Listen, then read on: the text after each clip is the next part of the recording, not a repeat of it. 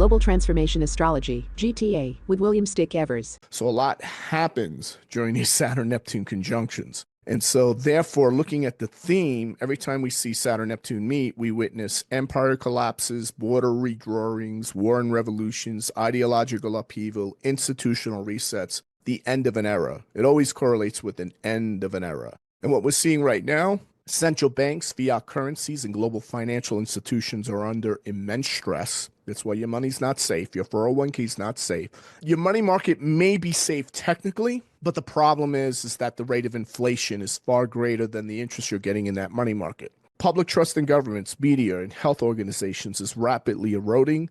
AI, deepfakes, and virtual realities are distorting consensus reality. I would also include in that fake news, right?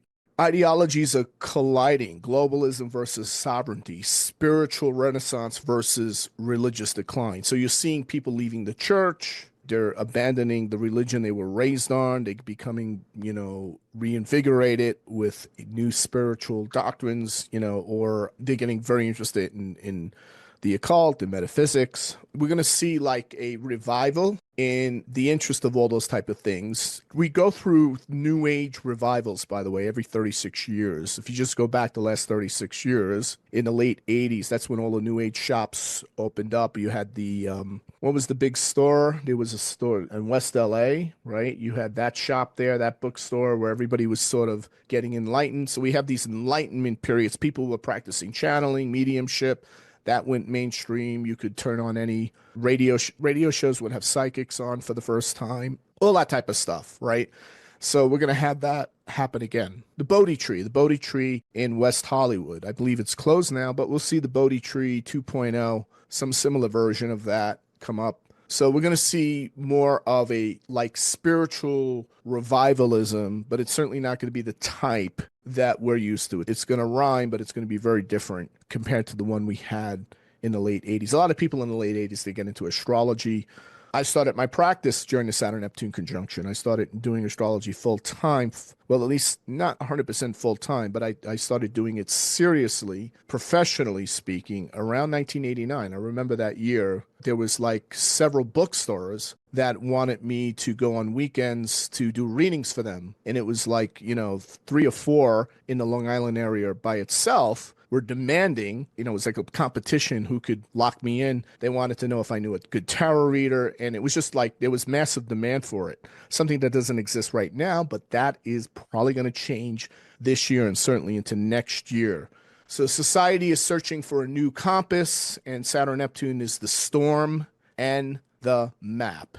The other big thing is geopolitical rebalancing from unipolarity to multipolarity. So we are witnessing a fundamental rewiring of the global order. Sovereignty is back on the world stage, not just in the Westphalian sense, but in digital, monetary, and even cognitive domains. So we're going to see challenges to the U.S. world order, but Trump, it's not just Trump, but the new U.S. doctrine is moving away from policing the world and being all things to the world at all things for all time and paying for it as well. So we were paying everyone, right? Holding up their economies, holding up their banking system, bailing them out, not just in 2008. Since 1945, we have been, England has been bailed out. 67, they were bailed out again in the early 90s. All these countries bailed out under our nuclear umbrella. Basically, they don't have to build navies because they don't have to escort their ships. Our Navy serves all the oceans. We're the only country with a blue ocean Navy, so right, we can ensure that the oil and all the trading is secure and safe under our naval umbrella.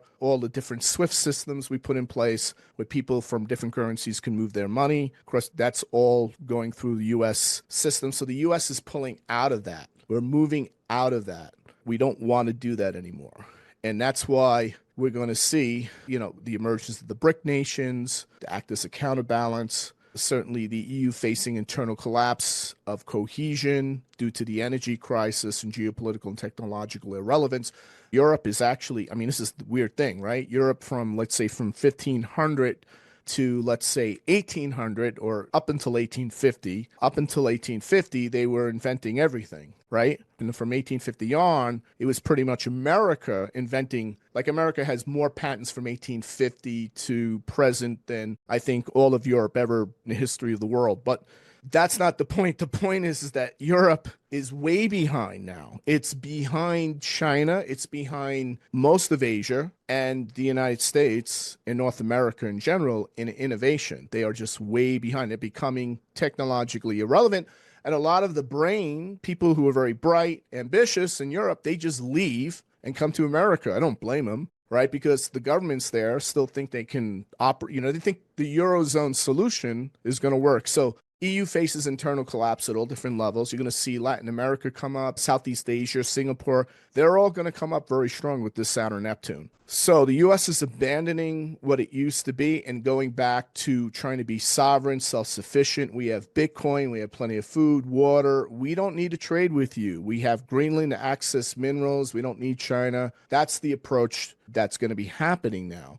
So this is part of the seismic shift. The seismic shift is underway in the United States, and it's bigger than just politics. And it's being dubbed technically as the Trump effect. And this is the emerging direction that is decisively breaking from decades of this unipolar globalist policy. So we're opting out of the global system, as I mentioned before. We're moving away from that post-World War II, postmodern order.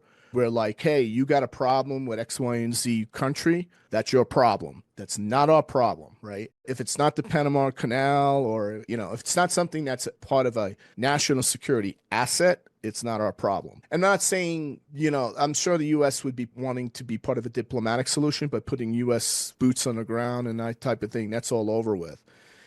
U.S. is stepping back from being the world's policeman, and we're going to bring back industry. The biggest thing now is there's consensus in Washington, with the exception of some hardcore radical liberal Democrats, to bring back all industry, right? So their new approach is to support a weaker dollar to make exports more competitive. You need to have a weaker dollar. Without a weaker dollar, it doesn't matter if we manufacture everything in the world. Like, we manufactured the best cars, no one would buy them if we had a strong dollar, just couldn't afford them. So we have to have a weaker dollar. We're going to have import tariffs, reducing income taxes. By the way, that's why other countries can reduce their income tax, because they have tariffs, right, which pay the government and gives them revenue, income revenue from all of those different imports from other countries. So we see the External Revenue Service being rolled out here. We're seeing Bitcoin being strategically embraced, right? A federal Bitcoin reserve is now in the works. So we know that's going to radically change everything. We're selling off gold and even backing the dollar with Bitcoin.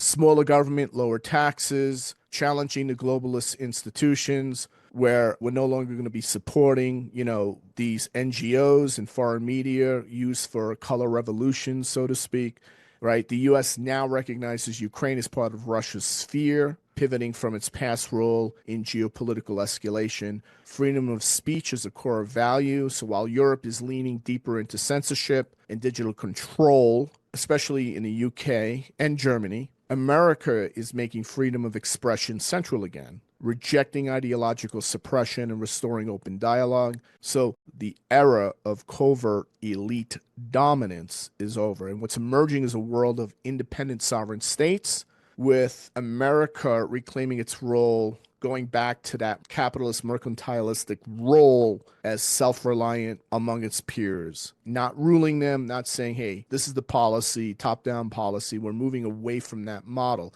It's not going to happen overnight, but it's beginning to happen, especially with what transpired over the past few days. To watch the full presentation and more like this on geopolitics, the economy, and world events from an archetypal and mundane astrological perspective, join the Global Transformation Astrology membership. Go to gta.williamstickevers.com. Become a GTA member today.